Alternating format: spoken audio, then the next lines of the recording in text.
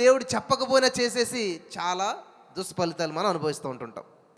చెప్పకుండా చేశారంటే కొంతమంది బైబిల్ గ్రంథంలో అందరు చేస్తున్నారు కదని అలవాట్లు పొరపాటుగా కొన్ని పనులు చేస్తుంటాం మనం. దానివల్ల అనర్థాలు ఎదురవుతాయి. బైబిల్ గ్రంథాలు మనం చూసినట్లయితే ఆదిమ అపోస్తలుల కాలంలో అందరూనంట పరిచర్య విస్తరించబడుతుంది అని చెప్పి వాళ్ళకున్న ఆస్తులు అన్ని అమ్ముకొచ్చి అపోస్తలుల పాదాల దగ్గర పెడుతున్నారంట.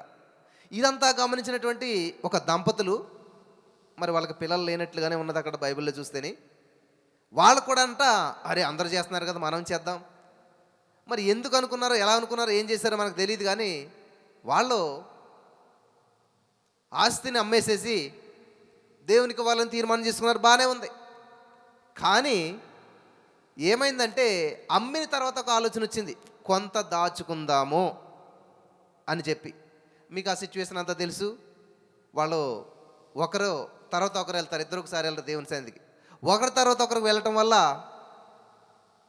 ఇంకా ఏ పరిస్థితి జరిగిందో తెలుసు. పేతురు గారు అడుగుతారు, ఇంతకు అమ్మారంటే ఇంతకు అమ్మమంటారు, ఇద్దరు అబద్ధం ఆడేస్తారు. దానివల్ల అలా అబద్ధం ఆడటం వల్ల ఏమైందంటే వాళ్ళకి ప్రాణాలు కోల్పోయారు. దేవుడు చెప్పలేదు కానీ వాళ్ళు చేశారు. దానివల్ల ఫలితం ఏమొచ్చింది? నష్టం, ప్రాణ నష్టం వచ్చింది. దేవునికి మహిమ కలుగును గాక. అంటే ఇవ్వటం తప్పంటారు దేవునికి? దేవుడికి ఇచ్చి శాపం తెచ్చుకున్నారు వాళ్ళు. దేవుడికి ఇచ్చి జీవితాలను నాశనం చేసుకున్నారు. అదే విషయంలో ఇంకొక మాట చెప్తున్నాడు దేవుడు. ఏంటంటే ఒక ఆమె ఉన్నదంట, ఆమె కూడా ఇటువంటి ఆలోచన వచ్చిందంట, అందరు ఇస్తున్నారు నేను కూడా ఇవ్వాలని చెప్పి. ఆమె ఏం చేసిందంటే తనకున్న 2 కాసులు దేవుని యొక్క కానుకలు పెట్టి వేసేసిందంట. ఇది కూడా చూశాడు దేవుడు. అప్పుడేమంటున్నాడంటే దేవుడు, ఆమె తన జీవితం అంతా వేసింది కాబట్టి అందరికంటే ఆమె ఎక్కువ వేసింది. హల్లెలూయా. అదేంటి అననీయ సపీరాలు మరి వాళ్ళు ఆత్మను మోసగించి లయమైపోయారు. కానీ ఇక్కడ ఈ విధవరాలు కానుకని దేవుడు ఆశీర్వదించేశాడు. ఏంటి తేడా అంటారు? గమనించాలి. దేవుని ఆత్మ గ్రహింపు లేకుండా మన ఇష్టానుసారంగా చేసినటువంటి ఫలితాలు చాలా తేడాగా తీసుకొస్తాయి. కొరియాలో జరిగినటువంటి సంఘటన మీతో పంచుకోవాలని నేను ఆశపడుతున్నాను. ఒక చోట ఒక అద్భుతమైనటువంటి యవనస్తుల కూడికి జరుగుతూ ఉన్నదంట. సడన్గా రెయిన్ ఎక్కువయ్యి ఫ్లడ్ వచ్చింది, అంటే వరదలు వచ్చాయి.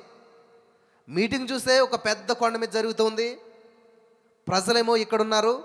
అటు వెళ్ళాలంటే ఏ విధమైనటువంటి అవకాశం లేదు, ఫ్లడ్ ఎక్కువైపోయింది. మరి అందులో బోట్లు వెళ్ళటం లేదు, చాలా ప్రవాహం చాలా వేగంగా ఉంది. అయితే అందులో ముగ్గురు యవనస్తులు, అంటే ఆడపిల్లలు ఏం చేశారంటే తెలుసా? అలనాడు విశ్వాసంతో పేతురు నడుచుకుంటూ వెళ్ళినప్పుడు దేవుడు మరి నీటి మీద నడకను ఆహ్వానించాడు, యాక్సెప్ట్ చేశాడు. కాబట్టి అదే విశ్వాసంతో మనమంతా కూడా వెళ్దామని చెప్పి ఆ ముగ్గురు యవనస్తులు నడకను ప్రారంభించారంట. కానీ వాళ్ళ అడుగులు మాత్రం నీటి లోపలికి దిగుతూ ఉన్నాయి, నీటిపైన లేవు. అయినా సరే దేవుడు సహాయం చేస్తారని చెప్పి 3 అడుగులు 6 అడుగులు 9 అడుగులు వేసుకుంటా ముందుకెళ్ళారంట. కొంత దూరం వెళ్ళేసరికి ఒడి ప్రవాహం ఎక్కువై ముగ్గురు కూడా కొట్టుకుని పోయారంట. నెక్స్ట్ కొన్ని రోజులు కానీ వాళ్ళు దొరకలేదు. దొరికిందల్లా వాళ్ళ బాడీస్ దొరికాయంట. ఇంకా అక్కడ నుంచి న్యూస్ చూడాలి. వాళ్ళు దేవుని మీటింగ్ అని వెళ్ళారు, దేవుని పని మీద వెళ్ళారు, కానీ దేవుడు కాపాడలేకపోయాడు, దేవుడు లేడు అని అనేక విధాలైనటువంటి న్యూస్ పేపర్లు నిండా వచ్చేసిన న్యూస్ అంతా. దేవుడు వాళ్ళకి చెప్పాడా? పేతురుకి ఏం చెప్పాడు? రా. పేతురు దేవుని మాట చెప్పి నడిచాడు కాబట్టి ఆ నీటి మీద నడవగలిగాడు. మళ్ళీ శోధన ఎదురై మునిగిపోయాడు. ఈరోజు చాలామంది దేవుని యొక్క ఉద్దేశాలను పక్కన పెట్టి సొంత నిర్ణయాలు తీసుకుని లాస్ అయిపోయి, నష్టపోయి, ఇరుక్కుపోయి అప్పుడు దేవుని దగ్గరకు వచ్చి మొరపెడుతుంటారు. ఆ విధంగా ముగ్గురు ప్రాణాలు కోల్పోయారు. అది చాలా పెద్ద న్యూస్ అయింది. వాళ్ళు ఎందుకని అలా చనిపోయారు అనేటువంటి చూస్తే వాళ్ళు దేవుని మీద విశ్వాసం, సరైనటువంటి విశ్వాసం లేదు, సరైన రిలేషన్షిప్ లేదు, సరైనటువంటి కనెక్షన్ లేదు. ఏదో మొండిగా వెళ్ళిపోయారు, నష్టపోయారు. ఇవన్నీ కూడా నెగిటివ్. కానీ ఇప్పుడు నేను చెప్పబోయేటువంటిది ఏంటంటే పాజిటివ్. వీళ్ళు ఎవరంటే యెహోవా తమకు దేవుడిగా కలిగిన జనుల గురించి నేను చెప్తున్నాను ఇప్పుడు. హల్లెలూయా, హల్లెలూయా. నీ దగ్గర సరైన ఆయుధం ఉన్నదంటే దాన్ని సరైన విధంగా ఉపయోగించినట్లయితే సరైన ఫలితాన్ని నువ్వు పొందుకోగలుగుతావు. హల్లెలూయా, హల్లెలూయా. ఇప్పుడు నేను చెప్పబోయేది ఏంటంటే దేవుడు చెప్పలేదు కానీ వారు చేశారు, విజయం సాధించారు. Amen, amen. ప్రతిరోజు దేవుడు వచ్చి ఇది చెయ్యి, అది చెయ్యి, ఈ మీటింగ్ పెట్టు, ఆ మీటింగ్ పెట్టు, ఇవన్నీ కూడా ప్రతిదీ ఎక్స్ప్లెయిన్ చేస్తారనుకుంటారు చాలామంది. మనం దేవుని యొక్క మనసును గ్రహించి ముందుకెళ్తుండి ఉండాలి. ఇప్పుడు ఇది నేను చేస్తే మా నాన్న యాక్సెప్ట్ చేస్తాడో చేయడు, మీకు తెలుసా లేదా? ప్రతిదీ మీ నాన్న అడిగే ప్రతిదీ చేస్తారా? చాలా మట్టుకి ఎక్కువ నిర్ణయాలు మీరు తీసుకుంటారో అది తండ్రికి ఇష్టమో కాదు మీకు తెలుసు. అలాగే ఇక్కడ వీళ్ళు బైబిల్ గ్రంథంలో నేను ఒక 5 విషయాలు చెప్తాను. నేను వాళ్ళు చేశారు, దేవుడు చెప్పలేదు, కానీ దేవుడు దాన్ని బట్టి చాలా సంతోషించాడు. హల్లెలూయా. చూద్దాం. మొట్టమొదటిగా మనం ఇక్కడ బైబిల్ గ్రంథంలో మనం గమనించినట్లయితే ప్రియులరా, ఆదికాండం 17వ అధ్యాయం 23వ వచనంలో అబ్రహాంతోటంట దేవుడు చెప్పాడంట. చూద్దాం ఏం చెప్పాడు. ఆదికాండం అప్పుడు అబ్రహాము తన కుమారుడైన ఇష్మాయేలును తన ఇంట పుట్టిన వారందరినీ తన వెండితో కొనబడిన వారందరినీ అబ్రహాము ఇంటి మనుషులలో ప్రతి వానిని పట్టుకొని దేవుడు తనతో చెప్పిన ప్రకారము ఆ దినమందే వారి గోప్యాంగ చర్మమున సున్నతి చేశాను. గమనించాలి, ఇక్కడ అబ్రహాం గారి ఇంట్లో ఒక సున్నతి కార్యక్రమం జరుగుతుందంట. దీన్ని ఎవరు చెప్పారు, ఎలా చెప్పారు, ఏం చేశారంటే ప్రతిదీ కూడా దేవుడు చెప్పిన ప్రకారం ఆయన చేశాడంట. వింటున్నారా? అలాగే షారాకు ఒక మాట ఇచ్చాడంట దేవుడు, నీకు గర్భఫలం ఇస్తానని చెప్పేసేసి, కానీ అది జరగలేదు. అది చూసినట్లయితే ఆదికాండం 21:2లో యెహోవా తాను చెప్పిన ప్రకారం షారాను దర్శించాడంట. అంటే దేవుడు చెప్పాడంటే ఖచ్చితంగా చేస్తాడు. కానీ దేవుడు చెప్పకుండా మనం చేసినట్లయితే ఫలితాన్ని మనం చూడగలుగుతామా? ఫలితాన్ని మనం అనుభవించగలుగుతామా? హల్లెలూయా, హల్లెలూయా, హల్లెలూయా. నేను చాలా ప్రాముఖ్యమైన విషయాలు ఈరోజు నేను చూపిస్తాను. వాళ్ళు ఆ పనులు చేసి చరిత్రనే మార్చేశారంటండి. హల్లెలూయా. చరిత్రను చదవకూడదు, మనం చరిత్రను సృష్టించాలి. చరిత్రను అందరూ చదువుతారు, కానీ చరిత్రను కొందరే సృష్టిస్తారు. ఈరోజున ఈ మాటలు వింటున్న ప్రియమైనటువంటి సహోదరి స్నేహితులారా, ఒక మాట మీతో చెప్పాలని నేను ఆశపడుతున్నాను. బైబిల్ గ్రంథంలో ఇటువంటి సంఘటన మరెప్పుడు జరగలేదు, మరి ఎన్నడూ జరగలేదు. చూద్దాం అదేంటో. యెహోషువ గ్రంథం 10వ అధ్యాయం 12వ వచనం. యెహోషువ గ్రంథం 10వ అధ్యాయం 12వ వచనం. యెహోవా ఇశ్రాయేలుల ఎదుట అమోరీలను అప్పగించిన దినమున ఇశ్రాయేలులు వినుచు ఉండగా యెహోషువ యెహోవాకు ప్రార్థన చేసెను. సూర్యుడా నీవు గిబియోనులో నిలువుము. చంద్రుడా నీవు అయ్యాలోను లోయలో నిలువుము. జనులు తమ శత్రువుల మీద పగ తీర్చుకొని వరకు సూర్యుడు నిలిచెను, చంద్రుడు ఆగెను. హల్లెలూయా. వింటున్నారా? ఇక్కడ యెహోషువతోటి దేవుడు చెప్పలేదు, యెహోషువ నువ్వు ప్రార్థన చేయి, సూర్య చంద్రులు నేను ఆపుతానని అనలేదు. దేవుడు మాట తీసుకుని యెహోషువ చేయట్లేదు. యెహోషువ మాట చెప్పునా యెహోవా చేస్తా ఉన్నాడు. వింటున్నారా?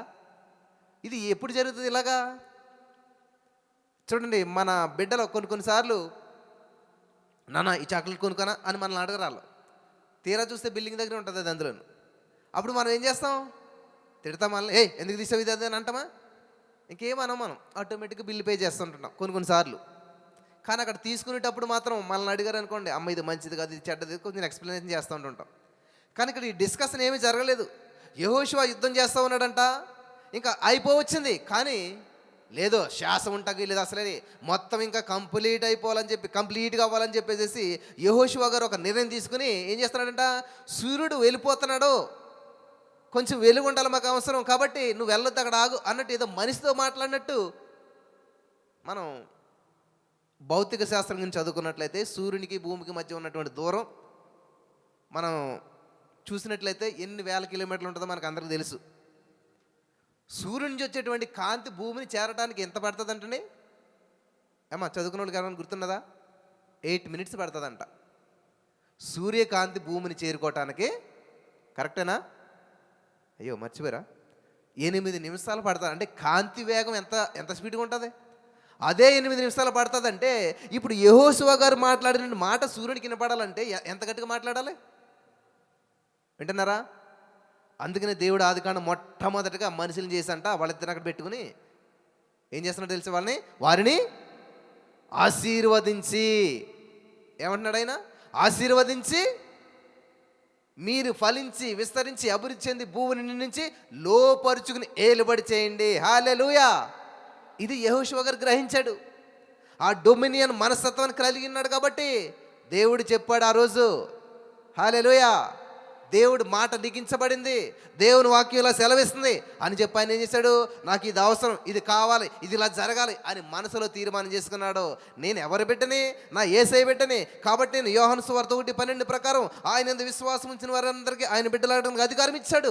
దేవుడు నాకు అధికారం ఇచ్చాడు కాబట్టి ఈ అధికారం నేను ఉపయోగించుకుంటానని చెప్పి ఎవరితో మాట్లాడుతున్నాడు అండి? సూర్యునితో మాట్లాడుతున్నాడు.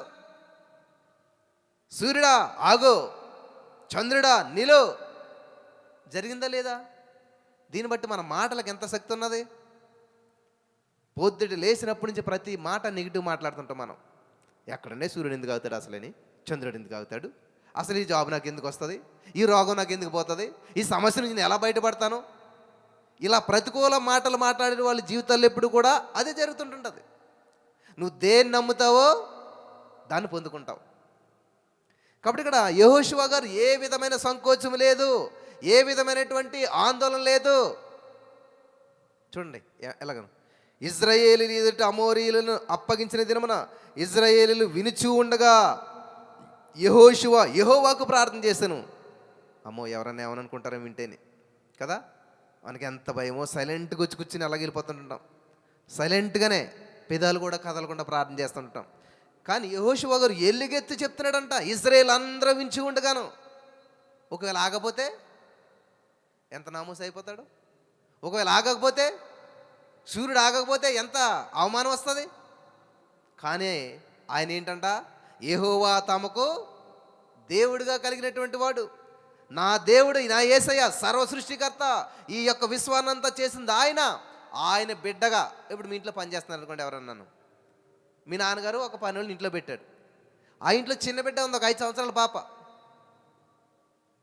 నీళ్ళు ఇలా పట్టరా అంటే మీ నాన్న చెప్తే తెస్తాను నేను, నువ్వు చెప్తే నేను తేనంటదా? వెంటనే అమ్మగారు చిన్నపిల్లని 60 సంవత్సరాలు ఆమె 5 సంవత్సరాల పాపనే ఏమంటుంది? అలాగేనండి అమ్మగారు. మీరు చూసారు లేదు ఎప్పుడన్నాను? నేను చాలా చోట్ల చూస్తుంటాను అనమాట. వెంటనే గడగడలాడుతా 60 సంవత్సరాలు ఉన్నటువంటి ఆమె ఈ యొక్క 5 సంవత్సరాల పాప గడగడలాడుతా వాటర్ తీసుకొచ్చిస్తుంది. ఏ పని చెప్తే చేస్తుంటారు. ఇది గ్రహించాడు, ఈ యొక్క బంధాన్ని కలిగి ఉన్నాడు. ఈ యొక్క సత్యం తెలుసుకున్నటువంటి యెహోషువ గారు ఏం చేస్తున్నాడంటే, నా తండ్రి సర్వ సృష్టికర్త, ఆకాశాన్ని జానంతో కొలిచినటువంటి దేవుడు, ఆయన బిడ్డగా నేను శాసిస్తున్నాను. హల్లెలూయా. ఆయన బిడ్డగా నేను ఆజ్ఞాపిస్తున్నాను. కాబట్టి అందరూ వింటూ ఉండగా ఏమన్నాడు తెలుసా? సూర్యుడా నువ్వెక్కడ ఉండాలని నేను చెప్తున్నాను, నువ్వు అక్కడుండు. నువ్వేం చేయాలో చెప్తున్నాను అది చేయి.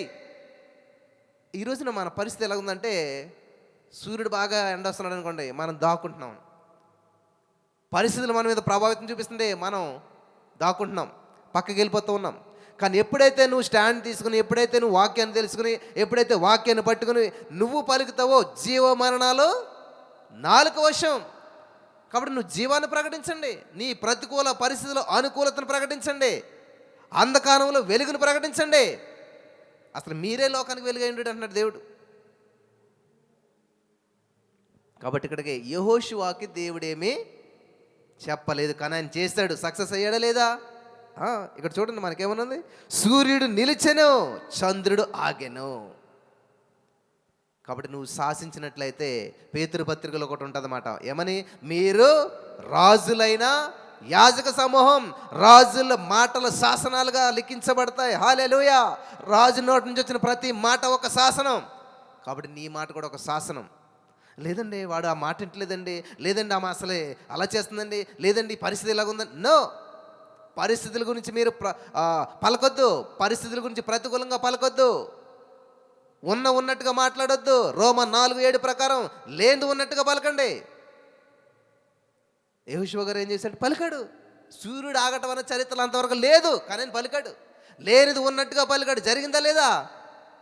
మరి మనకి ఏం చదువుతున్నాం బైబిల్, ఏం అప్లై చేస్తున్నాం? అందుకే దేవుడు అంటాడు, వినుట మట్టుకు విందురే కానీ వారు గ్రహించరు. ఎప్పుడైతే మనం గ్రహించామో మన యొక్క ఆలోచన విధానం వేరు, ప్రార్థన విధానం వేరు, మాట విధానం వేరు, మన జీవిత విధానం వేరు. ఎవ్రీథింగ్ చేంజ్ అయిపోతుంది. హల్లెలూయా, హల్లెలూయా. కాబట్టి ఈ రోజున యెహోషువ మనస్తత్వం మనలోనికి రావాలా. యెహోషువ వలె మనం కూడా జరగదు, చరిత్రలో ఇంతవరకు జరగలేదు, పోనీ ముందు జరిగింది, ముందు ఎవరు ఆపారు, మనం కూడా ట్రై చేద్దామని అనుకోవట్లేదు ఆయన. ఏదో ఆల్రెడీ ఒకళ్ళు చేసి సక్సెస్ అయ్యారు కాబట్టి దాంట్లో వెళ్తారు అనుకోవట్లేదేనా? అసలు ముందు ఎవరో జరగించలేదు, ముందు ఎవరో చేయలేదు, అసలు చరిత్రను కూడా చదివింది లేదు. చరిత్రను క్రియేట్ చేశాడు యెహోషువ గారు. హల్లెలూయా. అసాధ్యమైనటువంటి దాన్ని సుసాధ్యంగా చేశాడు ఎవరు? యెహోషువ. ఎలాగా? దేవుడి సంబంధం లేకుండా దేవునికి ప్రార్థన చేశాడంట. వింటున్నారు ఇక్కడ? చూడండి సరిగ్గా చదవండి మీరు. అక్కడ ఏమంటుంది? యెహోషువ ప్రజలందరూ వినిచుండగా, ఇశ్రాయేలు అందరూ వినిచుండగా యెహోవాకు ప్రార్థన చేశాను. హల్లెలూయా, హల్లెలూయా. కాబట్టి ఈ రోజున సమస్యతో మీరు మాట్లాడాలి. సమస్య గురించి ఏం చెప్పాలంటే పరిష్కారం ప్రకటించాలి. ఆయనకు కావాల్సిందండి సూర్యుడు చంద్రుడు ఆగాలి. అదే ప్రకటించాడు ఆయన. నీకు ఏది కావాలో అది ప్రకటించినప్పుడు ఖచ్చితంగా ఫలితాన్ని నీవు చూడగలుగుతావు. సూర్యుడు ఆకాశ మధ్యమున నిలిచించి ఇంచుమించు ఒకనాడెల్లా అస్తమింపక త్వరపడలేదు. చూసారా? తొందర ఏం లేదు, అక్కడ ఆగన్నాడంట. ఒక మనిషి నిలబడినట్టు సూర్యుడు నిలబడిపోయాడు. ఎంత? 24 hours. రీసెంట్గా నేను అంత రీసెర్చ్ చేస్తే విశ్వంలో ఒక రోజు మిస్ అయిందంట. ఏంటి ఆ రోజు అంటే ఇదే. ఎందుకంటే అన్నీ ఆగిపోయినాయి అక్కడ, ముందుకు వెళ్ళకుండాను. సూర్యుడు ఆగిపోతే ఇంక మొత్తం ఆగిపోతుంది కదా, డే మొత్తం ఆగిపోయింది. ఇదంతా ఖగోళంలో సైంటిస్టులు అంతా పరిశోధన చేస్తే ఏమైపోయింది ఈరోజు అంటే ఇక్కడ యెహోషువ గారు ఆపేశాడు రోజుని, ముందుకు వెళ్ళకుండా. 24 hours ఒక్క దినము. హల్లెలూయా, హల్లెలూయా. మరి ఈ రోజున నీ మాట విని ఒక్కరన్నా ఆగుతున్నారా? ఒక పనన్నా ఒక క్షణం లేటుగా అవుతుందా? ఏదన్నా ఒక ప్రతికూల పరిస్థితి ఒక అనుకూలంగా మార్చబడుతుందా? ఇంత వాక్యం తెలిసినట్టు మనం, ఇన్ని చర్చిలకు వెళ్తున్నట్టు మనం, ఇన్ని మరి సమావేశాలకు, ఇన్ని సభలకు అటెండ్ అవుతున్నట్టు మనం వెళ్తూనే వస్తున్నాం. ఏ విధమైనటువంటి మార్పులు సంభవించట్లేదు. కాబట్టి ఈ రోజున కీర్తనల గ్రంథం 60:12 ప్రకారం 108 కీర్తన 13 2 వచనాలు ఒకటే. ఎందుకని 2 సార్లు 2 చోట్ల రాయించాడు దేవుడు? ఒకే మాట 2 చోట్ల ఎందుకు రాయించాడు దేవుడు అంటే, యెహోవా తమకు దేవుడుగా కలిగిన జనులు ధన్యులు, వారు శూరకార్యాలు చేస్తారంట. యెహోవా వలన శూరకార్యాలు చేస్తారంట. ఈ రోజున నీవు కూడా దేవుని వలన శూరకార్యాలు చేయాలని చెప్పి దేవుడు ఆశిస్తూ ఉన్నాడు. నమ్మిన వారంతా కూడా పొందుకుందరుగాక. చెప్పండి అందరు కూడా, నేను నా దేవుని వలన శూరకార్యాలు చేస్తూ ఉన్నాను. ఆమేన్, ఆమేన్. నీ శక్తిని బట్టి కాదు, నీ సామర్థ్యాన్ని బట్టి కాదు. జకర్యా గ్రంథం చూసినట్లయితే శక్తి వలన కాదు, బలం వలన కాదు, దేవుని ఆత్మ ద్వారా ఇది సాధ్యమవుతూ ఉందంట. హల్లెలూయా. దేవుని ఆత్మ అనగా దేవుడే. ఆయన నీకు తోడుగా ఉంటే అసాధ్యమైనటువంటి వాటిలన్నిటిని కూడా సుసాధ్యంగా నువ్వు మార్చుకోగలుగుతావు. Amen, amen. 1 కొరింథీ 10:11 ఉంటుందన్నమాట. యెహోషువ గారు ఎందుకు ఇలా చేశాడు, ఆయన ఎందుకు అలా చేశాడు, ఇవన్నీ ఎందుకని బైబిల్లో రాయబడ్డాయంటే యుగాంతమందున్న మనకి బుద్ధి కలగటానికే. హల్లెలూయా. ఈరోజు మీకు బుద్ధి వచ్చిందా? ఎస్, ఇది జరగదు, ఇది అవ్వదు అనేటువంటి మాట నీ నోట రాకూడదు. దేవునికి ఆ సమస్తము సాధ్యమే. అలాగే దేవుని నమ్మిన వారికి ప్రపంచ నిద్రకు సమస్తం సాధ్యం అంట. నెంబర్ 1, దేవుడికి సమస్తం సాధ్యమే. నెంబర్ 2, నమ్ముట నీ వలనైతే నమ్మవానికి సమస్తం సాధ్యమే. కాబట్టి నమ్మిన వారు కూడా సమస్తాన్ని సాధించగలుగుతారు. రెండవదిగా మనం చూసినట్లయితే రాజుల మొదటి గ్రంథం 18వ అధ్యాయం, రాజుల మొదటి గ్రంథం 18వ అధ్యాయం 36వ వచనం నుంచి 39వ వచనం వరకు మనం చదివినట్లయితే అక్కడ చాలా అద్భుతమైనటువంటి ఒక సంఘటన మనం చూస్తూ ఉన్నాం. రాజులు మొదటి గ్రంథం 18వ అధ్యాయం 36వ వచనం నుంచి 39వ వచనం వరకు. అస్తమయ నైవేద్యము అర్పించు సమయమున, అస్తమయ నైవేద్యం అర్పించు సమయమున ప్రవక్తయగు ఏలియా దగ్గరకు వచ్చి ఇలాగు ప్రార్థన చేసెను. యెహోవా అబ్రహాము ఇస్సాకు ఇశ్రాయేలుల దేవా, అబ్రహాము ఇస్సాకు యాకోబుల దేవా, ఇశ్రాయేలుల మధ్య నీవు దేవుడవై ఉన్నావనియు ఇజ్రాయేలీల మధ్య నీవు దేవుడవై ఉన్నావనియు నేను నీ సేవకుడనై ఉన్నాననియు నేను నీ సేవకుడనై ఉన్నాననియు ఈ కార్యములన్నీయు ఈ కార్యములనియు నీ సెలవు చేత చేసి తిననియు నీ సెలవు చేత నేను చేసిననియు ఈ దినమున కనపరచు ఈ దినమున కనపరచుము. యెహోవా యెహోవా నా ప్రార్థన ఆలకించు నా ప్రార్థన ఆలకించుము. యెహోవావైన నీవే యెహోవైన నీవే దేవుడవై ఉన్నావని దేవుడవై ఉన్నావనియు నీవు వారి హృదయములను నీవు వారి హృదయములను నీ తట్టుకు తిరగజేసేదవని నీ తట్టుకు తిరగజేసేదవనియు ఈ జనులకు తెలియనట్లుగా ఈ జనులకు తెలియనట్లుగా నా ప్రార్థన అంగీకరించుము. నా ప్రార్థన అంగీకరించుము. అతడు ఇలాగు ప్రార్థన చేయుచు అతడు ఇలాగూ ప్రార్థన చేయిచు ఉండగా యెహోవా అగ్ని దిగి యెహోవా అగ్ని దిగి దహన బలి పశువులను దహన బలి పశువును కట్టెలను రాళ్లను బుగ్గిని దహించి కందకమందున్న నీళ్లను ఆరిపోజేసెను. హల్లెలూయా, హల్లెలూయా. ఇక్కడ మనం చూసినట్లయితే ప్రియులరా, ఏలియా గారు సేమ్ యెహోషువ గారు ఏదైతే చేశాడో సమస్య ఉంది, దేవునితో ఫైనల్ చేసేస్తున్నాడు. సమస్య గురించి దేవునితో ఫైనల్ ప్రకటించేస్తూ ఉన్నాడు. కాబట్టి ఈ రోజున మీరు సమస్య ఎక్స్ప్లెయిన్ చేయొద్దు, సమస్య గురించి సమయాన్ని కేటాయించొద్దు. ఏది కావాలో అది పలికేసేయటమే, ఏది కావాలో అది తీసుకోవటమే. యెహోషువ వారికి కావాల్సింది ఏంటంట? సూర్యచంద్రుడు ఆగాలి. కాబట్టి ఆయన ఏం చేస్తున్నాడు? ప్రార్థనలో పలుకుతూ ఉన్నాడు, ప్రార్థన చేస్తూ పలుకుతూ ఉన్నాడు. సూర్యచంద్రులు ఆగినట్లు ఆయన ఆజ్ఞాపించాడు. ఇక్కడ అంతా సిద్ధం చేశాడు ఎవరు? ఏలియా గారు. ఎంత దమ్మున్నదంటారు, ఎంత ధైర్యం ఉన్నదంటారు, ఎంత వాటర్ వేయించాడు, ఎంత చేశాడు, దాన్ని తడిపించాడు, ఎన్ని చేశాడు. అన్ని చేశాక అప్పుడు ప్రార్థన చేస్తున్నాడు. అసలు దేవుడి మీద ఎంత నమ్మకం ఉండి ఉంటారు, దేవునితో ఎంత కనెక్షన్ ఉండి ఉంటారు. ఇంకా నా మాట కాదండి ఆయన. హల్లెలూయా. ఉందా మీకు తండ్రితో ఇటువంటి సంబంధం? నేను నా తండ్రి దగ్గరికి వెళ్ళి అడిగినట్టు కాదండి ఆయన. నేను నా యొక్క తండ్రికి నేను ప్రియమైన కుమారుని. యేసుప్రభువు బాప్తిసం ముందు అలా పైకి వచ్చినప్పుడు దేవుడు ఏమంటే తెలుసా? ఇదిగో ఈయన నా ప్రియ కుమారుడు, ఈయన యందు నేను ఆనందిస్తూ ఉన్నాను.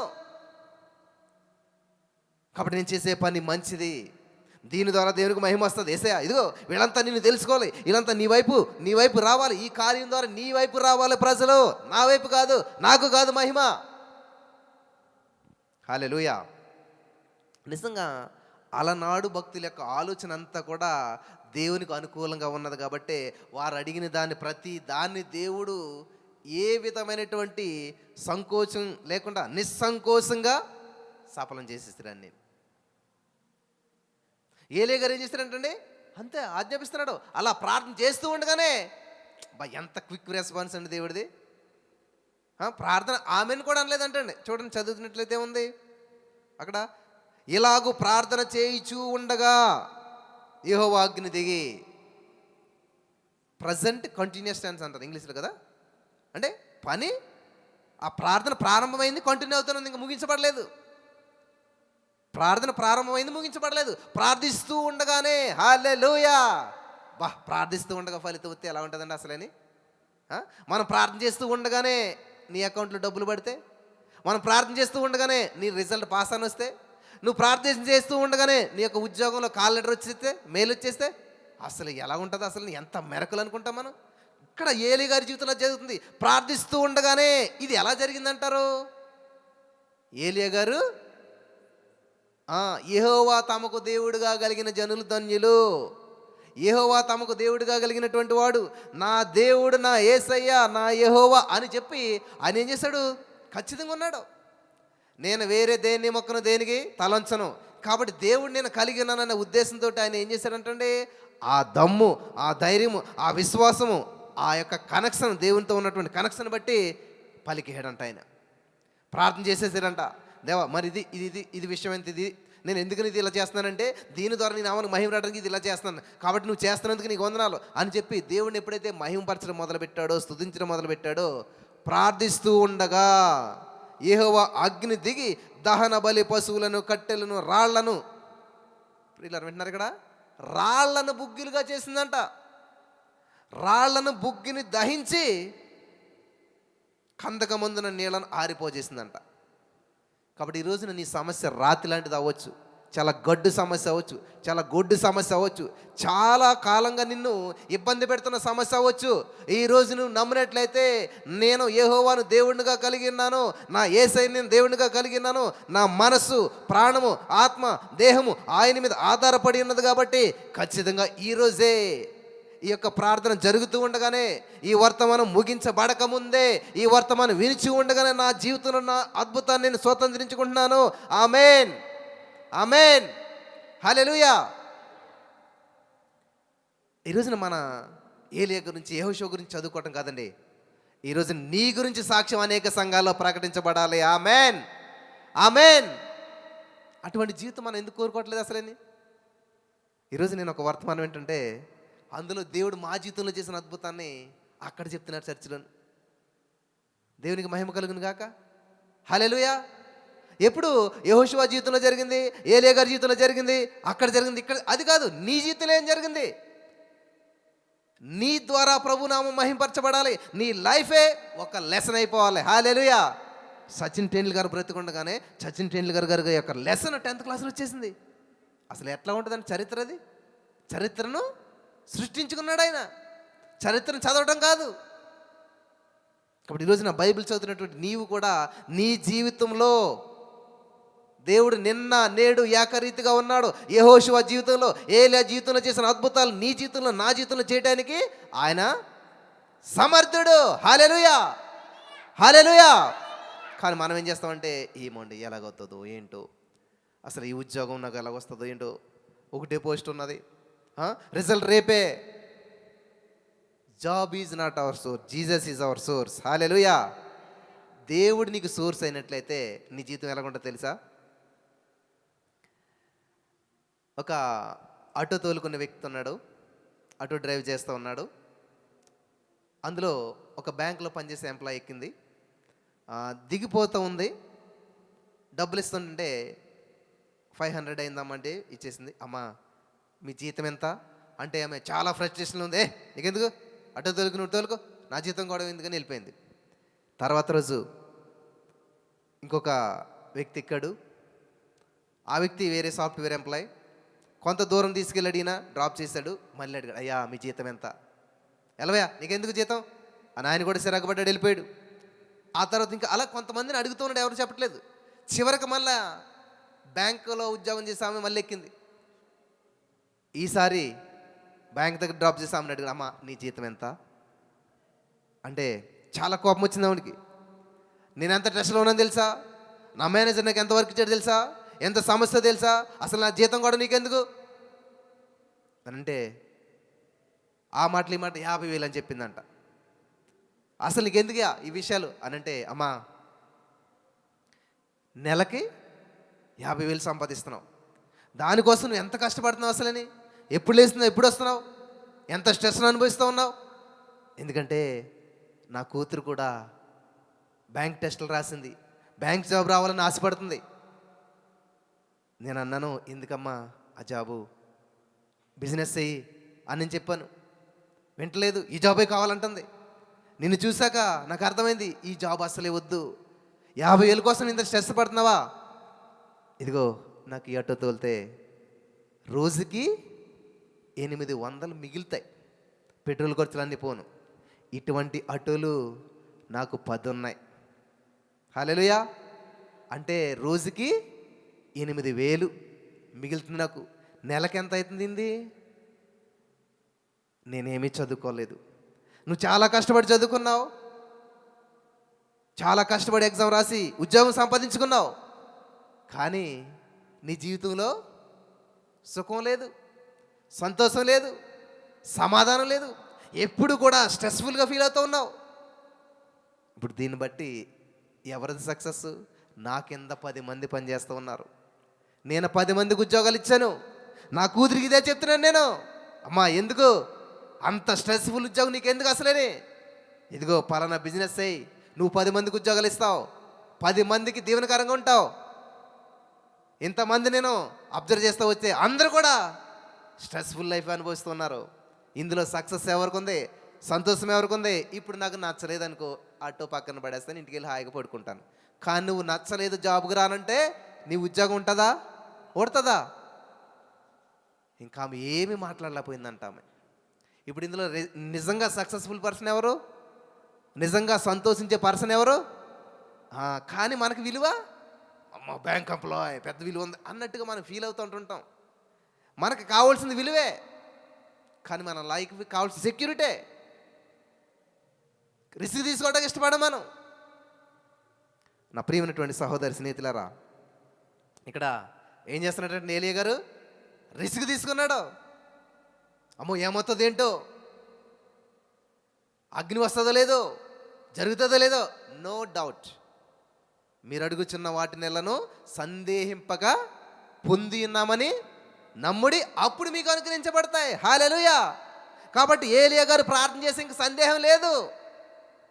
ఖచ్చితంగా నా యేసయ్య నా మాట కాదండో, నా తండ్రి అయినటువంటి దేవుడు నా మాట కాదండో. ఎందుకని కాదండో? ఇదిగో ఈయన నా ప్రియ కుమారుడు, నాకు నచ్చినట్టుగా ఉన్నాడు, నాకు నచ్చినట్టుగా జీవిస్తున్నాడు, నా కోసం అన్ని పక్కన పెట్టాడు, అన్ని త్యాగం చేశాడు. ఉందా ఈ సాక్ష్యం మీకు? నచ్చితే వస్తాం చర్చికి, లేకపోతే లేదు. అంతే కదా. ఇప్పుడు గవర్నమెంట్ ఇచ్చేది లెక్కలేసి మీరు ఎవరంటే మీరు తెలిసి మీరు ఏమిస్తారు రిపోర్ట్ కదా. ఆదివారం మాత్రమే అర్ధ గంట మాత్రమే చర్చిలో మేము క్రైస్తవులుగా ఉంటాం అంతే. ఎప్పుడైతే క్యాంపస్ బయటకు దాటామో అసలు మాకు సంబంధం లేదు. ఎందుకంటే మేము అలా అన్నామంటే ఉద్యోగం రాదు, మేము అలా అన్నంటే ఇది రాదు. కాబట్టి మనం ఏం చేస్తామంటే ఈ లోకానుసారమైన సెక్యూరిటీకి భయపడి చాలా విషయాల్లో దేవుడిని కాదనేస్తాం. వాస్తవం ఏంటంటే ఎవరైతే యెహోవా తమకు దేవుడిగా కలిగినటువంటి జనులుగా ఉంటారో, ఎవరైతే యేసుక్రీస్తు ప్రభువును స్వీకరిస్తారో వారు శూరకార్యాలు చేస్తారంట. హల్లెలూయా. కంపెనీ చుట్టూ జాబ్ కోసం తిరగడం కాదు, నువ్వే కంపెనీ పెడతావు.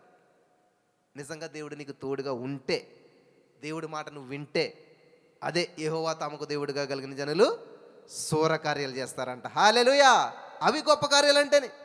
ఇక్కడ మనం పాడతాం అన్నమాట. ఏమని? యెహోషువ ప్రార్థించగా సూర్య చంద్రుని ఆపితివి. అసలు అది ఏంటో, ఎలాగో, ఎలా జరిగిందో ఏంటో మనకేం తెలియదు. యెహోవా నీ నామము ఎంతో బలమైనది, ఎంతో ఘనమైనది. యెహోవా నీ నామము ఎంతో బలమైనది, ఎంతో ఘనమైనది, ఎంతో ఘనమైనది. యెహోవా నీ నామము.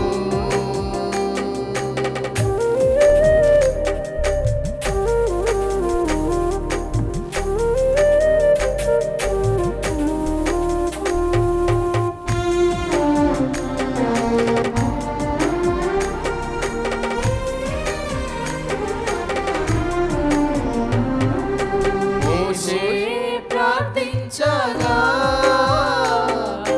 మన్నాను కురిపించితివి. మోషే ప్రార్థించగా మన్నాను కురిపించితివి. యెహోషువ ప్రార్థించగా సూర్య చంద్రులనాపితివి. యెహోషువ ప్రార్థించగా సూర్య చంద్రులనాపితివి. యెహోవా నీ నామము ఎంతో బలమైనది, ఎంతో బలమైనది, ఎంతో బలమైనది. నీ ప్రజల పక్షముగా యుద్ధములు చేసిన దేవా, నీ ప్రజల పక్షముగా యుద్ధములు చేసిన దేవా, అగ్నిలో పడవేసిన భయమేమీ లేకుండే, అగ్నిలో పడవేసిన భయమేమీ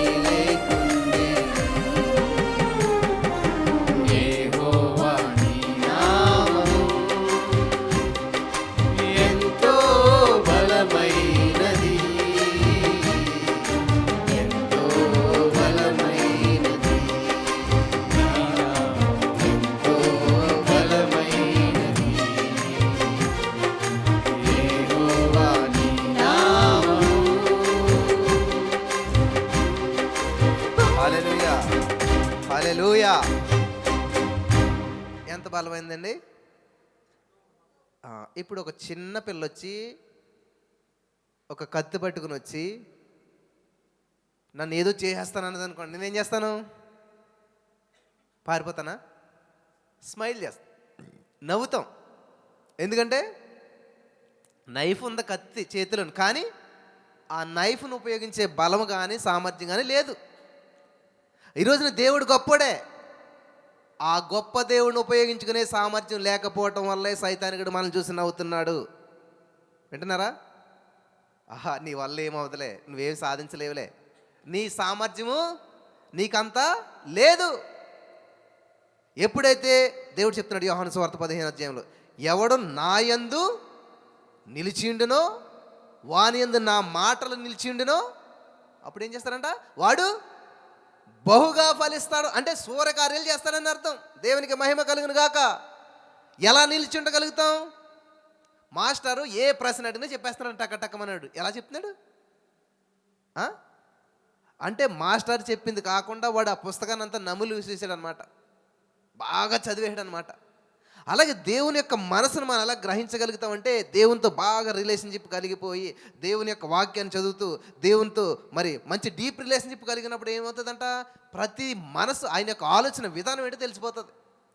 ఇది గ్రహించినటువంటి యెహోషువ గారు ఖచ్చితంగా ఇది దేవుడు కాదనడు, నా మాటను దేవుడు స్థిరపరుస్తాడు. In the name of Jesus I'm believing, I'm receiving అని అన్నాడు ఆయన. ఆమెన్ అన్నాడు, దేవుడు చేసేసాడు. నెక్స్ట్ ఏలియా గారు చేసినటువంటి ప్రార్థన ఎంత పవర్ఫుల్ అంటే చాలా క్లియర్ కట్గా చేస్తూ ఉన్నాడు ఆయన. ఇది పరిస్థితి, ఇది విధానం, దీనివల్ల ఇది జరుగుతుంది, దీనివల్ల ఇది అని చెప్తున్నప్పుడు ఇదంతా కూడా ఆయన పలుకుతూ ఉంటేనే జరిగిపోతూ ఉన్నదంట. పలుకుతూ ఉంటేనే. హల్లెలూయా. యేసుక్రీస్తు ప్రభువారి దగ్గరికి మరి 10 మంది కుష్ఠరోగులు మారొచ్చిందంట. దేవుడు అన్నాడంట, ఓకే చెప్పాడంట. దేవుడు చెప్పిన మాట విన్నటువంటి వారు ఆ మాట చెప్పిన నడుస్తూ ఉండగా వెళుతూ ఉండగా వారు శుద్ధులయ్యారంట. హల్లెలూయా. వెళుతూ ఉండగా. కాబట్టి దేవునితో యొక్క నీ జర్నీ ప్రారంభించాలి, కొనసాగించాలి, ఆపేయకూడదు. చాలామంది ప్రారంభిస్తారు కానీ కొనసాగించలేరు. ఆసక్తిగా ప్రారంభిస్తారు, నేను ఖచ్చితంగా 31 డేస్ ఉపవాసాలు ఉంటాను, ఖచ్చితంగా ఈ సంవత్సరంలో కాదని కూడా మిస్ అవ్వకుండా దేవుని సందుకు వస్తాను, ఖచ్చితంగా నేను ఇది చేస్తాను.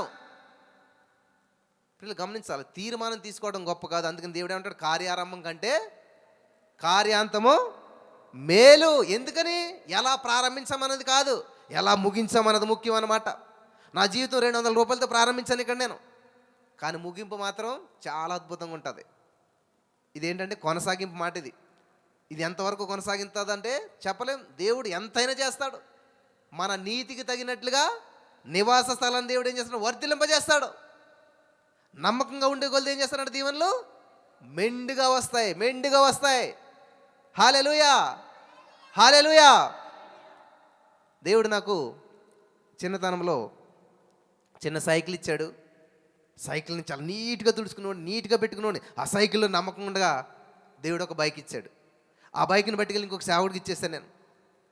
ఆ బైక్ ఎలా ఉండేదంటే, ఇక్కడ పంజగుట్ట హాస్టల్లో ఉండేవాడు నేను. మాకు కిందకి ఇచ్చిన ఉండేది భోంచేటకి, ఆ పక్కన బైక్ ఎట్టుకోవడానికి ఉండేది అన్నమాట. స్టెప్స్ దిగినట్టు నా బైక్ ఉండేది. ఆ మోసే గారు ముఖం చుట్టాక అందరూ ఎట్లాగా చేతులు అడ్డెట్టుకున్నట్టుగాను నా బైక్ని నేను ఎలా తుడిచి అంటే పాలిష్ పెట్టి నీట్గా తుడితే అట్లా అందరికీ కళ్ళు సరిపోయి కాదు మరి చూడటానికి. దేవుడు దాన్ని చూశాడు, అంత నీట్గా పెట్టుకుంటున్నానని చెప్పి చూసి ఏం చేశాడు? దేవుడు కారు ఇచ్చాడు. అంటే నువ్వు దేవుడు ఏం చేస్తాడంటే స్టెప్ బై స్టెప్ నీ నమ్మకాన్ని బట్టి, నీ యొక్క శ్రద్ధను బట్టి, శ్రద్ధ గలవారు ఏం చేస్తారంట? ఏలుబడి చేస్తారు. హల్లెలూయా, హల్లెలూయా. దేవుని వాక్యాన్ని ఎవరైతే శ్రద్ధగా వింటారో, మనకి శ్రద్ధగా వింటున్నామా లేదని ఎలా తెలుస్తుంది? సరే, ఇప్పుడు ఏమైనా వాక్యం అంతా బయటికి వెళ్ళి చెప్పగలుగుతామా? చెప్పలేం. కానీ దాన్ని మనం రన్నింగ్ నోట్స్ రాసుకుని ప్రతి పదం ఇంపార్టెంట్ రాసుకుని ఇప్పుడు చెప్తున్నాం. ఏంటి దేవుడు చెప్పలేదు కానీ వాళ్ళు చేశారు. ఎవరు చేశారు అంటే వెతుక్కుంటాం మనం బయటికి వెళ్ళి. అదే హెడ్లైన్స్, యెహోషువ ఇలా చేశాడు, ఏలియా గారు ఇలా చేశాడు, తర్వాత ఎవరు చేశారు అని నేను చెప్తాను. ఇప్పుడు ఇది రాసుకున్నారనుకోండి, ఖచ్చితంగా రాబోయే రోజుల్లో దేవుడు ఎప్పుడో ఒక చోట ఎక్కడో విధంగా మిమ్మల్ని వాడుకుంటాడు. అప్పుడు ఈ మాట చెప్పాలంటే ఎలా చెప్పగలుగుతారు? ఖచ్చితంగా రాసుకోవాలి, దేవుని వాక్యాన్ని ధ్యానించాలి. మాస్టర్ చెప్పిన పాఠాన్ని విని విడిచిపెట్టేస్తే స్టూడెంట్ ఎప్పటికీ కూడా వాడు పాస్ అవడు. విన్నటువంటి దాన్ని ఇంటికి వెళ్ళి తర్జన భర్జన చేసుకుని టెక్స్ట్ బుక్ దగ్గర పెట్టుకుని ఇవన్నీ చూసుకుని దాన్ని అంతా కూడా ధ్యానిస్తూ ఉన్నాడు. ఆడికి సంపూర్ణ అవగాహన వస్తుంది. ప్రశ్నలు ఏ విధంగా తిప్పిస్తున్నా కూడా జవాబు రాయగలుగుతాడు. మనకి దేవుని వాక్యం పట్ల పట్టున్నట్లయితే, దేవుని వాక్యాన్ని ధ్యానిస్తున్నట్లయితే, దేవుని వాక్యం సరిగ్గా విని దాన్ని గ్రహించినట్లయితే ఎటువంటి సమస్య ఏ మూల నుంచి వచ్చినా కూడా నువ్వు విజయం సాధిస్తావు. హల్లెలూయా. ఏ సమస్యకని నువ్వు సమాధానం చెప్పగలుగుతావు. హల్లెలూయా. నిన్ను ఏ సమస్య కృంగదీయలేదు. నువ్వు సమస్యగా తయారవుతావు. హల్లెలూయా. నెక్స్ట్ మూడవదిగా మనం చూసినట్లయితే ఆదికాండం 26వ అధ్యాయంలో మనం చూసినట్లయితే మొదటి వచనం నుంచి మనం చదువుకుంటూ వెళ్ళినట్లయితే అబ్రహాము దినములలో వచ్చిన మొదటి కరువు గాక మరి ఒక కరువు ఆ దేశములో వచ్చెను. అప్పుడు ఇస్సాకు గెరారులోనున్న ఫిలిష్తీయుల రాజైన అబీమెలెకు నొద్దకు వెళ్ళాడు. అక్కడ యెహోవా అతనికి ప్రత్యక్షమై నీవు ఐగుప్తులోనికి వెళ్ళక నేను నీతో చెప్పు దేశమందు నివసించు అన్నాడు. నువ్వు ఇక్కడే ఉండవే అని చెప్పాడు. విచిత్రమైన విషయం ఏంటంటే ఆ ప్రాంతంలో ఎవరు విత్తనం వేసినా కూడా లాస్ అయిపోతుంది, ఎవరు విత్తనం వేసినా నష్టపోతూ ఉన్నారు. కానీ ఇస్సాకు ఏం చేశాడంట? అక్కడే విత్తనం వేశాడంట. వర్షం లేదు, ఏమీ లేదు, రాత్రి నెల ఇంత పరిస్థితి ఇలా ఉంది, అంత లాసు నష్టం. ప్రియులు గమనించాలి, దేవుడి మనసును గ్రహించినట్లయితే ప్రతికూల పరిస్థితులన్నీ అనుకూలంగా మార్చబడిపోతాయి. అంధకారం అంతా కూడా వెలుగుగా మార్చబడుతుంది. చూడండి 12వ వచనంలోకి ఏం చేశాడో చూద్దాం. ఇస్సాకు గారు ఆదికాండం 26వ అధ్యాయం 12వ వచనం. ఇస్సాకు ఆ దేశమందున్న వాడై విత్తనము వేసి ఆ సంవత్సరము నూరంతల ఫలము పొందెను. యెహోవా అతనిని ఆశీర్వదించెను. దేవునికి స్తోత్రం. చాలండి. దేవుడు ఆశ్రయించినట్టు గొప్పవాడంట, అది కామనే. ఇక్కడ ఏం చేస్తాడంట? విత్తనము నాటి నూరంతల పంట కోసుకున్నాడు. హల్లెలూయా. దేవుడు చెప్పాడా విత్తనం నాటు ఇదని చెప్పి? ఇదే మనకి చాలామందికి ఏంటంటే ప్రతిదీ దేవుడు చెప్తే చేస్తాను. దేవుడు మనసును గ్రహించినాడు. ప్రతిరోజు మీ అమ్మ భోంచేయి అని చెప్తుందా? బట్టలు మార్చుకో, బ్రష్ చేసుకో, స్నానం చేయి చెప్తారు. ఎప్పుడు చిన్నగా ఉన్నప్పుడు చెప్తారు. ఒక ఏజ్ వచ్చి మనం ఎప్పుడైతే మెచ్యూరిటీ వచ్చిందో ఇంకా అక్కడ నుంచి కొన్ని చెప్పడం మానేస్తారు. ఎందుకని? వాళ్ళంతటా వాళ్ళే నిర్ణయాలు తీసుకోవాలి. నువ్వెంత ప్రార్థన చేసినా కూడా దేవుడు నీకు సమాధానం ఇవ్వట్లేదంటే అర్థం ఏంటి తెలుసా? నువ్వు నిర్ణయం తీసుకోవాలని. హల్లెలూయా. వింటున్నారా? నువ్వు ఎంత ప్రార్థన చేసినా కూడా నీకు దేవుడు ఏమీ రిప్లై ఇవ్వట్లేదు, సమాధానం ఇవ్వట్లేదు అంటే ఏంటంటే నీకు నువ్వే నిర్ణయం తీసుకో అని అనమాట అక్కడ అర్థం. ఎప్పుడైతే దేవుని యొక్క మనసును గ్రహించావో దేవునికి మనసుకు అనుకూలంగా అప్పుడు నువ్వు నిర్ణయాన్ని తీసుకోగలుగుతావు, సక్సెస్ని సాధించగలుగుతావు. హల్లెలూయా. నెక్స్ట్ ఇంకొక విషయాన్ని నేను మీతో పంచుకుంటాను. దానియేలు గ్రంథం 3వ అధ్యాయం 17వ వచనం మనం చదివినట్లయితే దానియేలు గ్రంథం 3వ అధ్యాయం 17వ వచనంలో అక్కడ ఏమని ఉన్నదంటే, థ్యాంక్ యూ జీసస్. దానియేలు గ్రంథం 3వ అధ్యాయం 17వ వచనం. మేము సేవించుచున్న దేవుడు మండుచున్న వేడిమి గల ఈ అగ్నిగుండంలో నుంచి మమ్మల్ని తప్పించి రక్షించుటకు సమర్థుడు, మరియు నీ వశమున పడకుండా ఆయన మమ్మను రక్షించును. ఒకవేళ ఆయన రక్షించకపోయినను రాజా నీ దేవతలను మేము పూజింపమనియు నీవు నిలబెట్టించినటువంటి బంగారు ప్రతిమకు నమస్కరింపమనియు తెలుసుకో. ఎవరండి వీళ్ళు మాట్లాడుతున్నారు? షద్రకు మేషకు అబేద్నెగోను వారు మాట్లాడుతున్నారు. వాళ్ళ వయసు ఎంత? టీనేజ్ 13, 14, 15 సంవత్సరాలు ఉంటాయి. అంటే దానియేలుగా 17 అంటే దానియేలు కంటే చిన్నోళ్ళు, మహా ఉంటే 15 సంవత్సరాలు లోపు ఉంటాయి. వాళ్ళ యొక్క దమ్ము ధైర్యం చూడండి ఎలాగున్నది. అసలు ఈ తల్లిదండ్రులు ఎలా పెంచుంటారు వీళ్ళని? బాలుడు నడవలసిన త్రోవను వానికి నేర్పించుము, పెద్దవాడైనప్పుడు దాని నుంచి తొలగిపోడు, మొక్కై వంగనది మానయుంగుతుందా. ఇప్పుడు నా పిల్లలు నా మాట వింటలేదండి, ఇప్పుడు ఇలాగండి అలాగండి మనం బాధపడుతుంటాం. అసలు వీళ్ళని చూసినట్లయితే నిజంగా ఎంత రోషం ఉన్నది వాళ్ళకి. హలో రాజుగారు మా దేవుడు కాపాడుతాడు, మా దేవుడు గొప్పోడు. ముందు దేవుడు గొప్పతనం వివరించారు. ఆయన కాపాడిన గొప్పోడే, కాపాడకపోయినా గొప్పోడే. నాకు ఈ ఉద్యోగం ఇచ్చినా యేసే గొప్పడే, ఇవ్వకపోయినా గొప్పడే. ఎలాగంటే ఉద్యోగం ఇస్తే ఉద్యోగం ద్వారా దేవుని నామానికి మహిమ తెచ్చుకుంటాడు, ఉద్యోగం ఇవ్వకపోతే నన్నే ఉద్యోగం ఇచ్చే స్థితిలో పెడతాడు. హల్లెలూయా, హల్లెలూయా. అది దేవుని మహిమపరచడం అంటేనే. అంతేగాని ఇది ఇవ్వలేదు, దేవుడు ఎంత ప్రార్థన చేసినా నా ప్రార్థన ఆలకించలేదు, ఎంత కష్టపడి చదివాను, ఇది కాదు. సనగటం కొనగటం కాదు దేవుని చిత్తం. అదే చేశారు ఇశ్రాయేలు ప్రజలు. 30 లక్షల మంది ప్రయాణం ప్రారంభించారు, ఇద్దరే వెళ్ళారంట. ఎందుకంట వారందరూ కూడా సనిగి సంహారకుని చేత నశించారు. ఎంత భయంకరమైన విషయం అండి సనగటం. కానీ ప్రతిదీ సనుక్కుంటాం మనం. చూడండి, నడుస్తున్నప్పుడు చిన్నది ఏదైనా తగిలింది అనుకోండి కాలుకి, ఎంత సనుగుతాము. పొరపాటున చేతిలో ఊరి కింద అడ్డది అనుకోండి, సనిగెత్తుంటుంటాం కదా. మనం వెళ్ళే ప్రయాణంలో అనుకోకుండా ఎవడైనా అడ్డొచ్చాడు అనుకోండి, సనుగుతూ ఉంటుంటాం కదా. ప్రతి దాంట్లో సనుగుడు ఉంటుంది. కానీ నిజంగా బైబిల్ మీరు చదివినట్లయితే సనుగుడు ఎంత ప్రమాదకరమైనటువంటిది అంటే, ఎవడన్నా మీకు అడ్డొచ్చాడు అనుకోండి, థ్యాంక్ యూ జీసస్, గుర్తుకుండా చేసావు, అలా స్తుతించవచ్చు కదా. దాన్ని సనుక్కుని దాన్ని కోప్పడి దాని విషయంలో మనం బాధపడే కంటే, ఇప్పుడు నీకు కాలుకి దెబ్బ తగిలింది, థ్యాంక్ యూ జీసస్, దెబ్బ మాత్రమే తగిలేలా చేసావు, బ్లడ్ రాకుండా చేసావు. చూసారా, పాజిటివ్ పీపుల్ ఎప్పుడు కూడా పాజిటివ్గా ఆలోచిస్తారన్నమాట. మంచి మనసు ఎప్పుడు కూడా మంచినే ఆలోచిస్తుంది. ఎప్పుడైతే మనం చెడుగా ఆలోచిస్తుంటుంటామో మనసంతా కూడా గందరగోళం అయిపోతుంది. మీకు తెలుసా, మెడికల్ హిస్టరీలు మీరు చదివినట్లయితే ఒక్కసారి కోపపడితే 37 రకాల జబ్బులు వస్తాయంట మనిషికి. వింటున్నారా?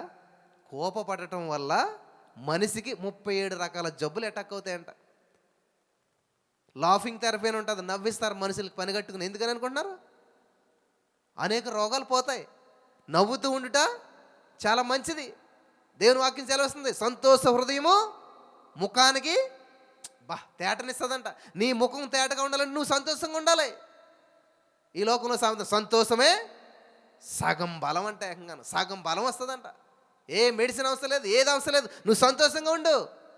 అందుకనే పౌలు గారు అంటాడు, ఆయన జైల్లో పెట్టేసిన కానీ, ఆయన జైల్లో ఉన్న కానీ ఏమంటాడు తెలుసా? Hello my dear brothers and sisters, ఆనందించండి, సంతోషించండి. మరలా చెప్తాను నేను, యెహోవాను బట్టి, దేవుని బట్టి, ప్రభుని బట్టి సంతోషించండి, ఆనందించండి. ఎందుకంటే ఆయనలో ఆనందాన్ని నేను అనుభవిస్తూ ఉన్నాను. జైల్లో ఉన్న నాకు జైల్లో అనిపిస్తలేదు, శ్రమలో ఉన్న నాకు శ్రమ అనిపిస్తలేదు. కాబట్టి ఈ సంతోషము నీకు కావాలనా? ఈ సంతోషము నీకు కావాలనా? ఈ సంతోషము నీకు కావాలనా? నేడే యేసు నొద్దకు రమ్ము, నేడే యేసు నొద్దకు రమ్ము. సత్య సమాధానం నీకు కావాలనా? సత్య సమాధానం నీకు కావాలనా? సత్య సమాధానం నీకు కావాలనా? నేడే యేసు నొద్దకు రమ్ము, నేడే యేసు నొద్దకు రమ్ము. హల్లెలూయా. పౌలు గారిని అంట జైల్లో పెట్టేస్తే, అసలు ఏందే ఇలాగున్నావంటే, అప్పుడు చెప్తున్నాడంట ఆయన, యేసు నొద్దకు రావయ్యా, నువ్వు ఏ జైల్లో ఉన్నా, ఏ బంధకాల్లో ఉన్నా, ఏ సమస్యలో ఉన్నా కూడా నువ్వు బిందాస్గా ఉంటావు, సంతోషంగా ఉంటావు. హల్లెలూయా. ఏది నీకెంత మాత్రం కూడా హాని చేయదు. ఎందుకంటే యెహోవా తమకు దేవుడుగా కలిగినటువంటి జనులు వాళ్ళు ధన్యులు. వారి చేప కడుపులో 3 రోజులున్నా కూడా సంతోషంగా బయటకు వస్తారు. హల్లెలూయా.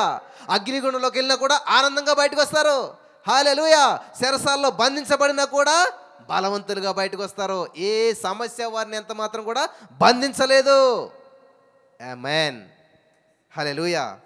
కాబట్టి ఇక్కడ షద్రకు మేషకు అబేద్నెగోను వారు చిన్నపిల్లలైన కానీ వాళ్ళ ధైర్యము దమ్ము చూసారా, వాళ్ళ మాటలో ఉన్నటువంటి సామర్థ్యం చూసారా. ఎందుకంటే యెహోవా మా దేవుడు, యేసయ్య మా దేవుడు, ఆయన గొప్ప దేవుడు, ఆయన శక్తిమంతుడు, ఆయన నామం ఎంతో బలమైనటువంటిది. యుద్ధము యెహోవాదే, యుద్ధము యెహోవాదే.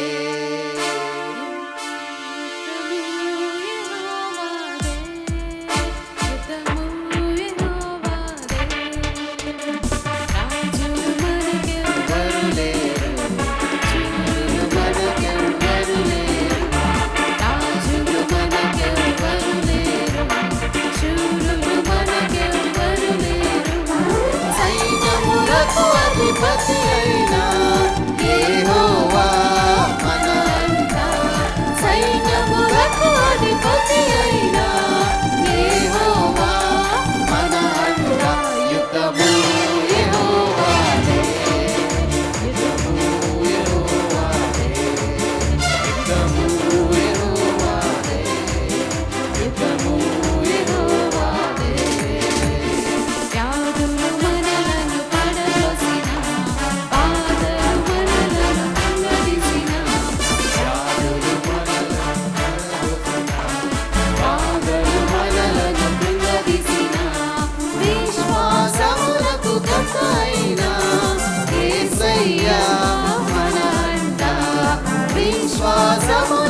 కర్త అయినా యేసయ్యా మన అండ యుద్ధము యెహోవాదే యుద్ధము యెహోవాదే యుద్ధము యెహోవాదే యుద్ధము యెహోవాదే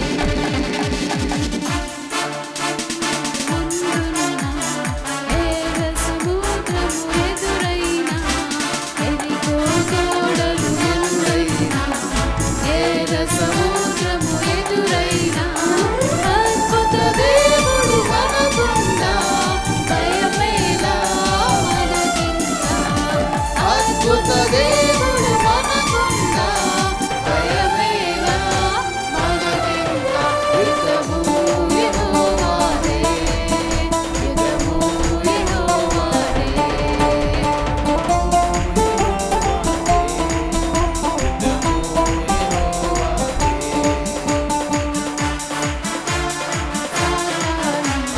గర్జించు సింహము వలె వచ్చిన అపవాది అయిన సాతాను గర్జించు సింహము వలె వచ్చిన యూదా గోత్రపు సింహమైన యేసయ్యా మన అండ యూదా గోత్రపు సింహమైన యేసయ్యా మన అండ యుద్ధము యెహోవాదే యుద్ధము యెహోవాదే యుద్ధము యెహోవాదే యుద్ధము యెహోవాదే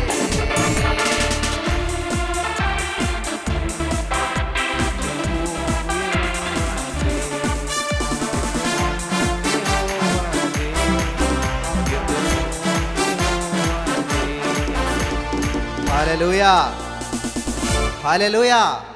నువ్వు నిలబడితే చాలు, యుద్ధం ఆయన చేస్తాడు. ఆయన కావాల్సిందల్లా నువ్వు నిలబడతావు అంతే.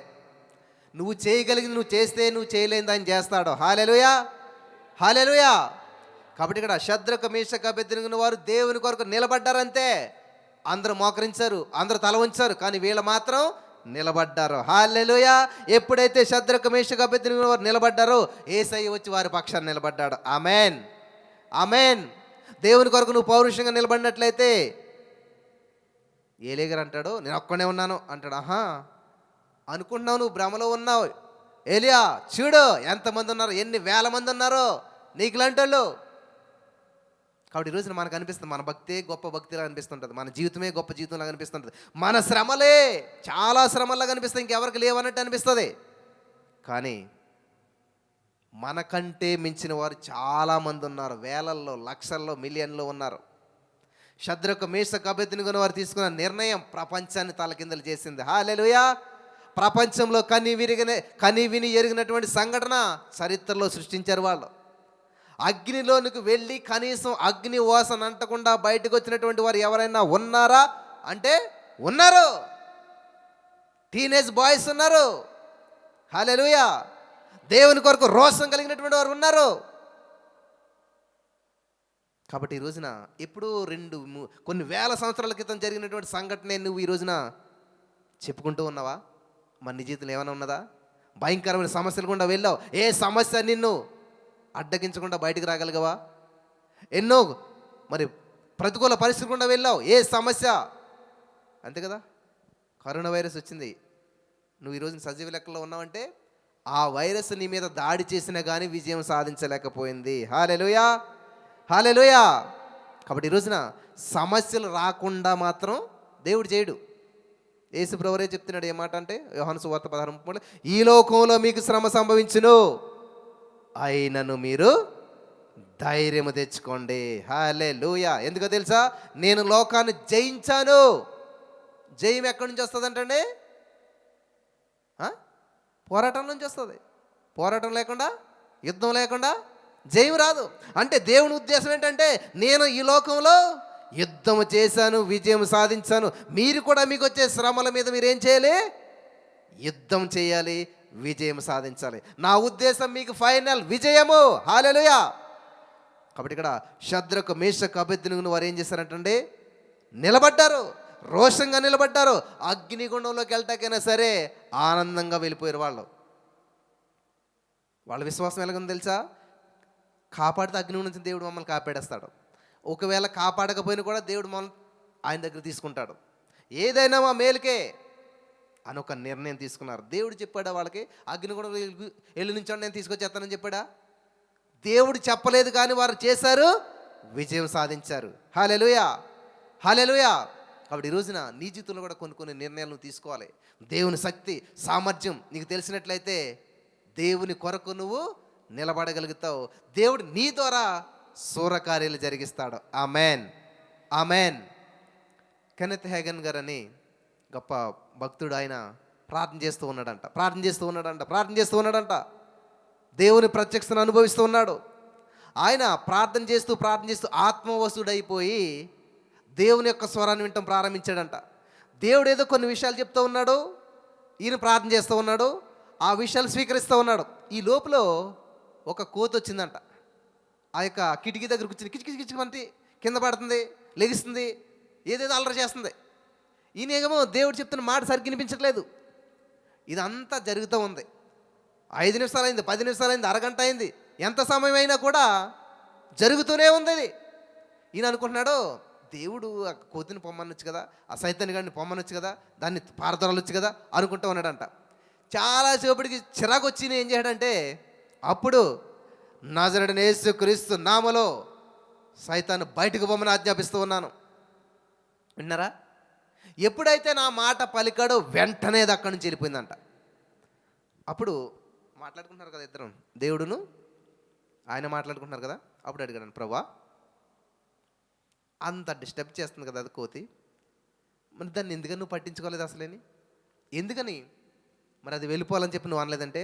నీకు విషయం తెలుసా, నువ్వు కానీ దాన్ని తోలకపోయినట్లయితే, నువ్వు కానీ దాన్ని గద్దించకపోయినట్లయితే నేను అస్సలు దానిలో జోక్యం చేసుకోబోదును అన్నాడంట. హల్లెలూయా. అర్థమైందా?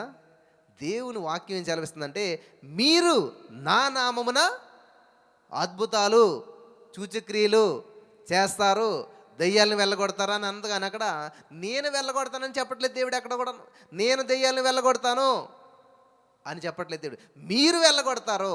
ఎప్పుడు జరుగుతుందంటే ఇది, అది చాలా స్పష్టంగా మనకి సెలవిస్తున్నటువంటి మాట ఏంటంటే, అక్కడ బైబిల్ గ్రంథంలో మనం చదివినట్లయితే, ఎప్పుడైతే మనం దేవునికి లోబడతాం, యాకోబు పత్రిక మీరు చదువుకున్నట్లయితే, మీరు దేవునికి లోబడి ఇండుడి, అప్పుడు మీరు అపవాదిని గద్దించిన ఎడల వాడు మీ యొద్ద నుంచి, ఎప్పుడు నువ్వు దేవునికి లోబడకుండా నువ్వు అపవాదిని గద్దించావు అనుకో, నీ సంగతి నాకు తెలుసులే, నువ్వు ఎంత ఒబీడియంట్ పర్సనవో, దేవుడు అంటే ఎంత భక్తో నీకు నాకు బాగా తెలుసు అని చెప్పి నీ మాటను ఖాతరు చేయడు సైతాన్ గాడు.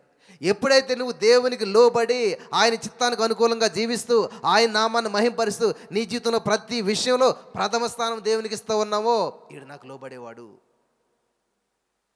నీకు తెలుసో లేదో కానీ సైతానికి బాగా తెలుసు నువ్వు దేవుడికి లోబడతావో లేదో. వింటున్నారా? నువ్వు ఎప్పుడైతే దేవునికి లోబడి గద్దించావో వెంటనే వాడు పారిపోతాడంట. వాక్యం నిరర్థకం అది ఎప్పుడు కూడాను. భూమి ఆకాశం గద్దించిన కానీ దేవుని నోటి నుంచి ఏ మాట కూడా తప్పిపోదంట.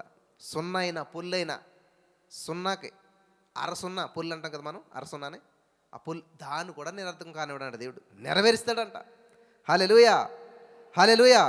కాబట్టి ఈ రోజున ఈ మాటలు వింటున్న ప్రియమైనటువంటి సహోదరి స్నేహితులారా, నీ జీవితంలో ఏదైనా ప్రతికూల పరిస్థితి ఎదురైనట్లయితే ఆ పరిస్థితికి ఫైనల్ ప్రకటించండి, ఆ పరిస్థితికి ఫైనల్ విషయాన్ని ప్రకటించండి, అద్భుతాలు మీరు చూడగలుగుతారు. కాబట్టి ఈరోజు నీ మాటలు వింటున్నట్టు మీలో చాలామంది డిసప్పాయింట్మెంట్లో, డిస్కరేజ్మెంట్లో ఎన్నో ప్రయత్నాలు చేసి విఫలమైపోయి, ఎన్నో సాధించాలనుకుని ఏది సాధించలేకపోయి డిసప్పాయింట్మెంట్లో, డిస్కరేజ్మెంట్లో, మరి నిరుత్సాహ పరిస్థితుల్లో, మరి ఏం చేయాలో తెలియక దిక్కుతోచిన పరిస్థితుల్లో మీరు ఈ రోజున ఈ వర్తమానం వింటున్నట్లయితే పరిశుద్ధాత్మ దేవుడు మీ పట్ల ఒక ప్రత్యేకమైన ప్రణాళికను ఉన్నాడు. హల్లెలూయా, హల్లెలూయా, హల్లెలూయా. ప్రతిదీ దేవుడు నీకు చెప్పి ఇలా చేయి అలా చేస్తారని మీరు అనుకుంటున్నారేమో, సెన్స్లో గ్రహించాలి, ఆత్మలో గ్రహింపు ఉండాలి. ఒక ఆవిడంట చాలా విలువైనటువంటి అత్తరి సీసా పట్టుకొచ్చి పగలగొట్టిందంట. అయ్యో ఎంత పని చేసావు అన్నారంట కొంతమంది, ఎంత వేస్ట్ చేసావు అన్నారంట కొంతమంది. కానీ దేవుడు అంట ఆమెనే అప్రిషియేట్ చేశాడంట. చూసారా? దేవుడు ఏం చెప్పలేదు ఆమెకి, అమ్మ అత్తరు పట్టుకొచ్చి నాకు తాలకపోయి నాకు అది చెయ్యి అని దేవుడు చెప్పలేదు. దేవుడు చెప్పకపోయినా కూడా ఆమె చేసింది, కానీ దేవుడు సంతోషించాడు దాన్ని బట్టి. దేవునికి మహిమ కలుగును గాక. హల్లెలూయా. పగల కొడితే దేవుడు సంతోషించాడంట. కాబట్టి ఈ రోజున నీ జీవితం అనేక మందికి ఉపయోగపడాలంటే, నీ ద్వారా అనేక మంది జీవితాల్లో సంతోషం కలగాలంటే అత్తరుబుడ్డి దాసుకుని ఉంటే అక్కడే ఉండేది. ఎప్పుడైతే ఆయన పగలగొట్టిందో చాలా విలువైనటువంటిదే. కానీ ఆమె ఏం చేసిందంట, ఇది విలువైంది కాదు, దీనికంటే నా యేసయ్య విలువైనటువంటి వాడు. హల్లెలూయా, హల్లెలూయా. దీని విలువ ఎప్పుడు పెరుగుతుంది అంటే నా యేసయ్య తల మీదకి వెళ్ళినప్పుడు పెరుగుతుంది. అది అసలైన దాని విలువ. అలాగే ఈరోజు నీకున్న టాలెంట్ అవ్వచ్చు, నీకున్న శక్తి, నీకున్న సామర్థ్యం ఎప్పుడు గొప్పదవుతుందంటే అది దేవుని కొరకు వాడినప్పుడు, దేవునికి వినియోగించినప్పుడు, దేవుని మహిమపరిచినప్పుడు అప్పుడు అది విలువైనదిగా మార్చబడుతుంది. ఈరోజు చూడండి, బైబిల్లో అత్త జటామాంసి దాని విలువ ఎంత, అదెంత దాన్ని క్లియర్గా రాయబడింది. ఎందుకని? అది దేవుని తల మీదకి వెళ్ళింది కాబట్టి. కాబట్టి ఈరోజున ఈ మాటలు వింటున్న ప్రియమైనటువంటి సహోదరి స్నేహితులరా, నీ జీవితంలో నువ్వు ఏది దేవునికి సమర్పించుకుంటున్నావు, ఏది దేవునికి ఇస్తూ ఉన్నావు, దేవుడు అది చూస్తూ ఉన్నాడు. దేవుడు దాన్ని బట్టి నీ జీవితంలో గొప్ప కార్యాలు చేయడానికైనా ఇష్టపడుతున్నాడు. కాబట్టి ఈరోజు నా అంశం ఏంటంటే, దేవుడు వాళ్ళకి చెప్పలేదు కానీ అయినా చేశారంట. చేసి కొంతమంది ఏమో సక్సెస్ అయ్యారు, కొంతమంది ఏమో ఫెయిల్యూర్ అయ్యారు. మనం ఎవరిని తీసుకుందాం ఇప్పుడు ఇందులోను? అననీయ సపీరాన్ని ఆదర్శంగా తీసుకుందామా, లేకపోతే ఆ కొరియాలో చేసినటువంటి 3 అమ్మాయిలను ఆదర్శంగా తీసుకుందామా, లేకపోతే ఇంకా కొంతమంది ఇలాగా దేవుడు చెప్పడు కానీ మాట వరుసగానే ఇద్దరు మాటలు, దేవుడు నాకు చెప్పాడు ఇక్కడికి వెళ్ళమని, దేవుడు నాకు చెప్పాడు అది చేయమని, దేవుడు వాస్తవం కలిగి ఏమీ లేదు ఆధారం, కానీ అనుకుంటారు భ్రమలోను. కొంచెం మంచిగా అనిపించింది కాబట్టి దేవుడు చెప్పాడు అనుకుని చేసేస్తుంటారు. చివరికి నష్టపోయాక ఎందుకు ఇలా జరిగిందో. దేవుడు ఎప్పుడు కూడా ఏం చేస్తారంటే, నేను వెళ్ళి వేరొక ఆదరణకర్తను సత్యస్వరూపమైన ఆత్మ నేను పంపిస్తాను, ఆయన వచ్చి మిమ్మల్ని ఏం చేస్తారంట, సర్వసత్యంలోనికి నడిపిస్తాడో, రాంగ్ వేలో నడిపించడో. ఎప్పుడైతే దేవుడు ఇచ్చినటువంటి పరిశుద్ధాత్మ సహాయం నువ్వు తీసుకుని ఆ పరిశుద్ధాత్మ దేవుడి సహాయంతో నువ్వు ముందుకెళ్తావో నీ జీవితంలో పెను మార్పులు సంభవిస్తాయి. హల్లెలూయా, హల్లెలూయా, హల్లెలూయా. బలపరచబడ్డారా? కాబట్టి ఈరోజున ప్రతిదీ దేవుడు చెప్తేనే చేస్తానని కాకుండా, దేవుడి యొక్క మనసును గ్రహించినప్పుడు, దేవుడినే నువ్వు కలిగినప్పుడు, యెహోవా తమకు దేవుడిగా కలిగిన జనులముగా ఉన్నట్లయితే మనము సూర కార్యాలు చేస్తాం. అలాగని చెప్పి ప్రార్థన లేకుండాను, అలాగని చెప్పి దేవుడు లేకుండా కాదు, దేవుడిని కలిగి మనం చేసే ప్రతిదీ కూడా దానికి ఒక విలువ ఉంటుంది. రాజుగారు ఏం చేశాడంటే ఒక శాసనం చేశాడు. ఆ శాసనం వల్ల అనేక మందికి నష్టం కలుగుతుందని తెలిసింది, కానీ ఆ శాసనం రద్దు చేయడానికి కానీ ఛాన్స్ లేదంట. మళ్ళీ ఏం చేస్తున్నాడు ఆయన, ఓ ఇస్తారు నువ్వే శాసనం రాసుకో, ఇదిగో నా ఉంగరం అని ఇచ్చేసాడంట. ఆయన ఏమి ఇచ్చాడు, ఉంగరం ఇచ్చేసాడు, నువ్వే రాసుకో శాసనం, నువ్వెలా రాసుకుంటావు రాసుకో, రాసుకుని ఇంకో ఉంగరం ముద్ర వేసుకో. కాబట్టి ఈరోజు దేవుడు నీకు ఏమి ఇస్తున్నాడంటే అధికారం ఇస్తూ ఉన్నాడు, అథారిటీ ఇస్తున్నాడు. నువ్వే చేయి శాసనం, నువ్వే పలుకు, ఎసుగలు ఎండి నెముకలతో నువ్వు మాట్లాడు, నేను కాదు, నువ్వు మాట్లాడు, నేను నీకు జీవాన్నిస్తాను, నేను వాటికి జీవాన్నిస్తాను, నేను వాటిని సమూహంగా తయారు చేస్తాను. హల్లెలూయా. ఈ సత్యం తెలిసిన రోజున ఈ రోజున లేనిది ఉన్నట్టు నువ్వు పలుకుతావు. ఆమేన్, హల్లెలూయా. ఈ యొక్క మాటల ద్వారా పరిశుద్ధాత్మ దేవుడు మనల్ని బలపరిచి, మరి విత్తబడిన వాక్యం అనేక హృదయాల్లో నాటబడి 100 పంట ప్రతివారు అనుభవించదురుగాక. ఆమేన్, హల్లెలూయా. మరి యేసయ్య ఆ వాక్యం ద్వారా మాట్లాడాడని మీరు నమ్మినట్లయితే మరి ఈ సమయంలో కళ్ళు మూసుకొని ఒకసారి మనం ప్రార్థన చేద్దాం. యేసయ్య నిజమే, ఎన్నోసార్లు నువ్వు చెప్పకపోయినా నేను చేసి నష్టపోయాను, ఎన్నోసార్లు నిర్ణయాలు తీసుకోవాల్సిన ప్రదేశంలో నిర్ణయం తీసుకోలేకపోయాను, నీ కొరకు నిలబడవలసిన పరిస్థితి వచ్చింది. శద్రకు మేషకు అబేద్నెగో వారి వలె నిలబడలేకపోయాను. ఆ రోజు నేను నిలబడి ఉంటే నా ద్వారా నీకెంత మహిమ వచ్చేదయ్యా, నా ద్వారా నీకెంత ఘనత వచ్చేదయ్యా, నా ద్వారా నీకెంత అద్భుతం జరిగేదయ్యా. అలనాడు శద్రకు మేషకు అబేద్నెగో వారి జీవితాన్ని చరిత్రగా మార్చిన దేవుడు నా జీవితంలో జరిగిన కార్యాన్ని కూడా ఒక చరిత్రగా మార్చేవాడు. నేను మిస్ చేసుకున్నాను యేసయ్య, ఇక నుంచి నేను నీ కొరకు రోషంగా నిలబడతాను, నువ్వు నా దేవుడు అని చెప్పి నేను ధైర్యంగా నిలబడతాను, నేను శూర కార్యాలు చేస్తాను అని నువ్వు నిర్ణయం తీసుకున్నట్లయితే పరిశుద్ధాత్మ దేవుడు ఈ రోజున మరి నీ జీవితంలో గొప్ప కార్యాలు చేయడానికి ఆయన ఇష్టపడుతున్నాడు. హల్లెలూయా, హల్లెలూయా.